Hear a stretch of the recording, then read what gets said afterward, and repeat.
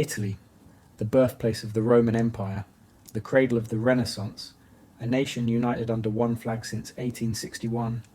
But here's the secret Italians don't talk about. Northern and southern Italians are as genetically different as Germans and Turks. A person from Milan and a person from Palermo might share a language, a flag, and a passion for calcio. But their DNA tells two completely different stories. In 2019, scientists published what would become one of the most controversial genetic studies in Italian history. After analysing thousands of genomes across the Italian peninsula, they discovered something extraordinary. Italy isn't one population, it's two distinct genetic clusters separated by an invisible line running through central Italy. The people who live north of Florence, they're genetically closer to Austrians and Swiss. The people who live south of Rome, they're closer to Greeks and Middle Easterners. Then came an even bigger revelation: 10 to 15% of southern Italian DNA, especially in Sicily, comes from North African and Middle Eastern populations. Another 5 to 8% comes from an invasion most Italians have never heard of: Vikings. Not the Vikings you're thinking of, not Swedish raiders. Norman Vikings, French-speaking Norse warriors who conquered Sicily in 1061 and ruled for 2 centuries, creating one of medieval Europe's most powerful kingdoms.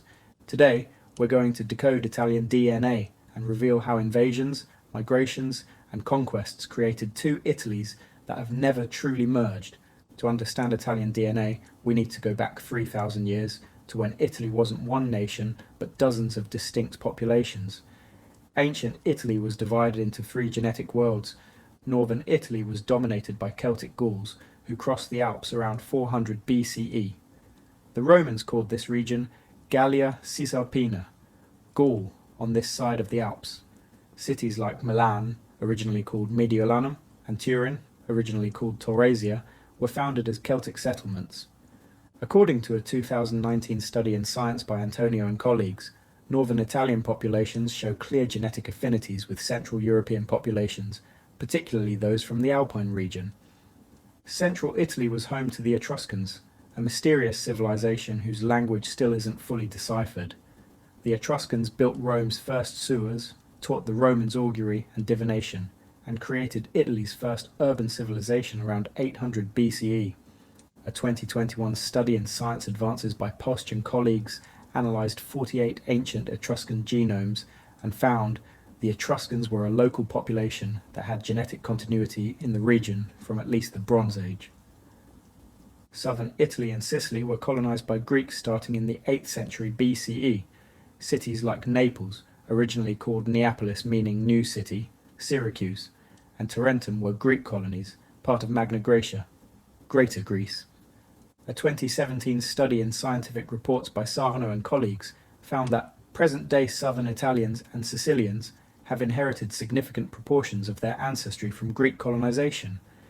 This ancient division, Celtic North, Etruscan Centre, Greek South, created the genetic template that persists in Italy today. You might think, but didn't Rome unify all of Italy genetically? Didn't Romans mix with everyone? The DNA evidence says, not really. A 2019 science study analysing 127 ancient Roman genomes by Antonio and colleagues found something surprising. Rome during the imperial period was extraordinarily diverse, with ancestry from across the Mediterranean, but this diversity was concentrated in Rome itself, not spread throughout Italy. Outside the capital, local populations remained genetically distinct. The legions that conquered Gaul and Germania weren't mass migration events that altered Italy's genetic landscape. They were military expeditions that returned home. The Roman Empire unified Italy politically and culturally, but genetically, northern and southern Italy remained separate worlds. And then the empire fell. When the Western Roman Empire collapsed in 476 CE, Italy became Europe's battleground. Wave after wave of invaders crashed over the peninsula, and each left their genetic mark. But these invasions didn't affect all of Italy equally. They split the country into 2 genetic zones that exist to this day. In 568 CE, a Germanic tribe called the Lombards invaded northern Italy from modern-day Austria. They weren't just raiders. They came with their families, their livestock, their entire civilization. A 2018 study in Nature Communications by Amorim and colleagues analysed Lombard burial sites across northern Italy and found Lombards had ancestry that was predominantly Central European. The Lombards conquered the Po Valley, modern Lombardy is literally named after them, Tuscany, and parts of central Italy. For 200 years, from 568 to 774 CE, the Lombard kingdom ruled northern Italy as a Germanic state. They spoke Germanic languages, followed Germanic laws, and married into local populations. The genetic impact was massive. A 2019 study in European Journal of Human Genetics by Anelli and colleagues found significant genomic differences between northern and southern Italy that can be traced to medieval Germanic migrations. Modern northern Italians carry 30 to 40% Germanic ancestry, not from German tourists, but from Lombards who settled 1,500 years ago. While Germanic Lombards ruled the north, the Byzantine Empire, the Greek-speaking Eastern Roman Empire, controlled southern Italy and Sicily. For centuries, southern Italy was essentially a Greek province again, just like it had been in ancient times. Greek was the administrative language. Greek Orthodox Christianity was the dominant religion. This Byzantine period reinforced the ancient Greek genetic substrate in southern Italy, but it was about to get much more complex. In 827 CE, Arab armies from North Africa invaded Sicily. Over 75 years of warfare, they conquered the island completely. For 264 years, from 827 to 1091 CE, Sicily was ruled by Muslim emirs. Palermo became one of the largest cities in Europe, a cosmopolitan capital where Arabic, Greek, and Latin were all spoken. A 2015 study in European Journal of Human Genetics by Boattini and colleagues found significant North African and Middle Eastern ancestry in modern Sicilian populations, ranging from 6% to 15% depending on the region. The Arab genetic contribution is undeniable. Thousands of Arabic place names survive in Sicily today. Towns like Marsala, from Marsa Allah, meaning Port of God, Caltagirone, from Calatalgiran, meaning Castle of Caves, and Caltanissetta, from Calatanissa, meaning Castle of Women. But the Arabs weren't Sicily's final conquerors.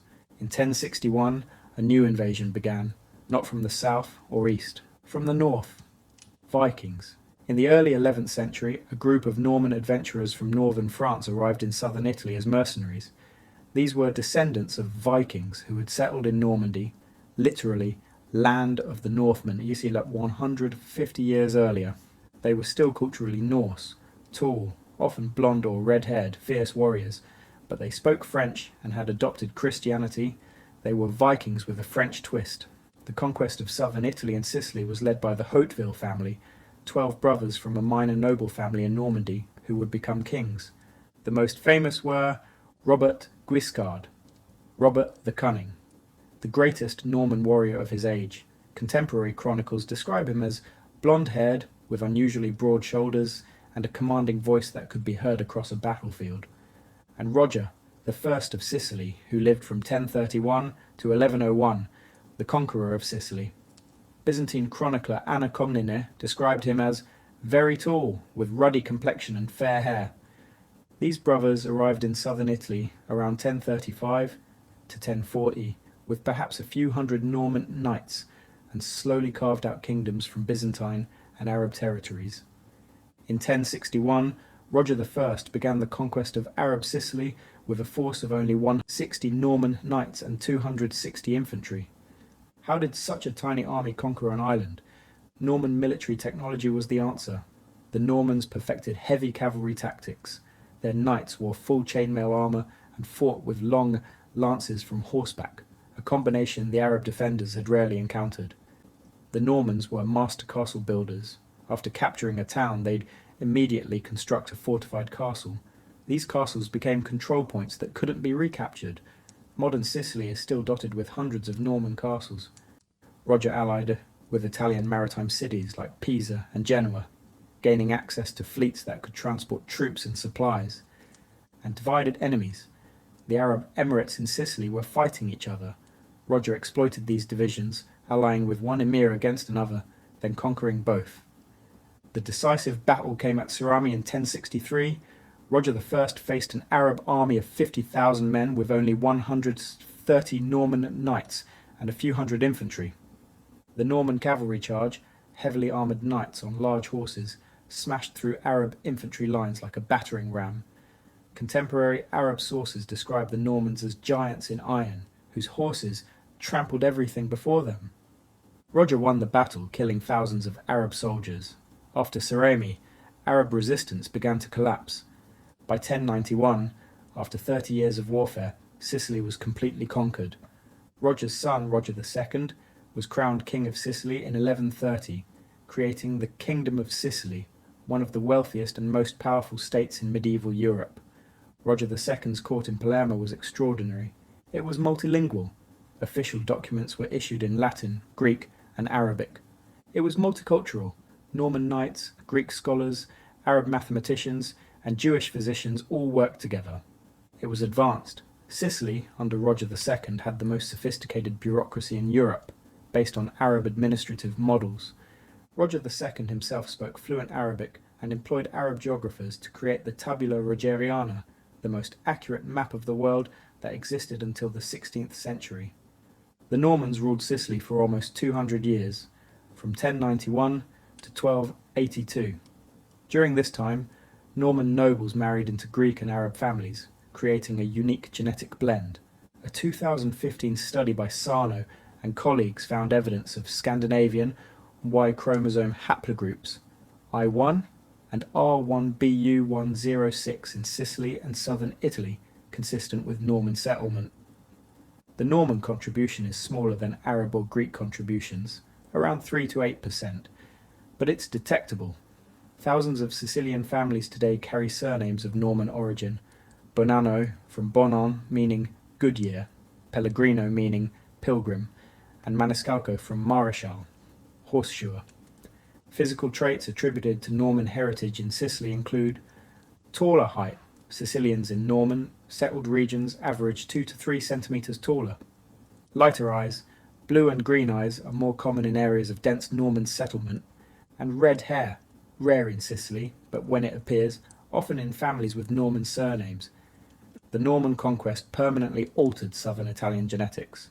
Before the Normans, Sicily was Arab, with Islamic culture and Arabic language. The southern mainland was Byzantine, with Greek culture and Orthodox Christianity. After the Normans, Sicily was Catholic Christian with Latin administration. The political centre shifted from Constantinople to Rome. Northern European genetic input entered southern Italy for the first time. The Normans took a Greek and Arab Sicily and turned it into a Christian European kingdom, but they preserved the Islamic and Byzantine administrative efficiency, creating a unique hybrid civilization. So thousands of years of migrations and conquest created Italy's genetic landscape. But what does Italian DNA actually look like today? A 2019 study in Science by Antonio and colleagues analysed 1,616 Italian genomes and found Italian populations show remarkable genetic substructure, with northern Italian populations clustering with Central Europeans and southern Italian populations showing distinct ancestry components from the Eastern Mediterranean and North Africa. Translation: Northern and Southern Italians are genetically different populations. Northern Italy DNA breaks down as 60 to 70% Central European, from Celts and Lombards, 20 to 25% ancient Roman and Italic, and 5 to 10% broadly Mediterranean. Southern Italy and Sicily DNA shows 40 to 50% ancient Greek and Eastern Mediterranean, 25 to 30% ancient Roman and Italic, 10 to 15% North African and Middle Eastern from Arabs, 10 to 15% broadly Mediterranean, and 3 to 8% Northern European from Normans. The Y DNA haplogroups tell the story clearly. In Northern Italy, R1b appears in 50 to 60% of men. This is the Celtic and Germanic marker. R1a appears in 4 to 8%. I1 appears in 3 to 6%. That's the Germanic and Scandinavian marker. And J2 appears in 10 to 15%, the ancient Roman marker. In southern Italy, J2 appears in 20 to 35% of men. This is the Greek and Middle Eastern marker. R1b appears in 25 to 35%. E1b1b appears in 10 to 20%, the North African marker. And R1a in only 3 to 5%. The differences are stark. J2 haplogroup is 3 times more common in the south. This is the genetic signature of Greek colonization and Middle Eastern admixture. The genetic divide produces visible physical differences.